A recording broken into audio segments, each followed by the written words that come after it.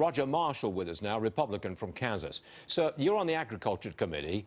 Are you okay with this no work requirements for food stamp recipients? Well, first of all, Stuart, thanks for having me. This is a huge day, a great day for agriculture in D.C.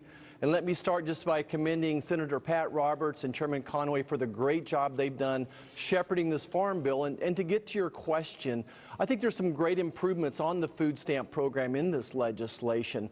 It's not everything that we wanted, but we sent over about 40 ideas that we had concepts, and this final bill has 18 of those that are going to improve the food stamp requirements.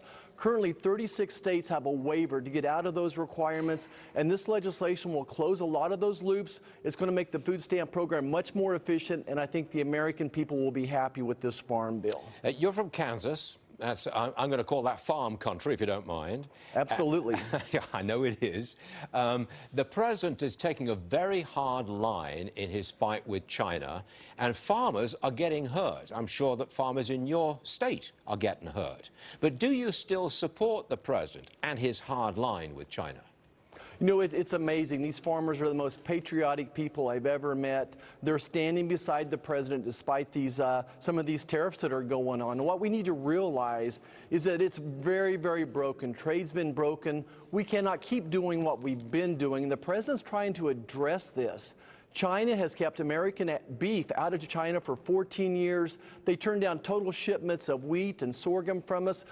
They do so many things that continue to hurt us. So they've been sucking blood from American agriculture for decades, and this president is trying to address all these. There's some short-term pain. We think there's a long-term gain opportunity, but this 90 days, we need to take care of this problem that we have going on here in this 90 days. Want to encourage the president to come to some conclusions, figure out long-term deals, but we need China to put their money where their mouth is and start taking on some of these things that they said they're going to do to give us long-term access to these markets. But your farmers are with the president on his hard line with China. Yes, sir? Yes, sir. It's just amazing.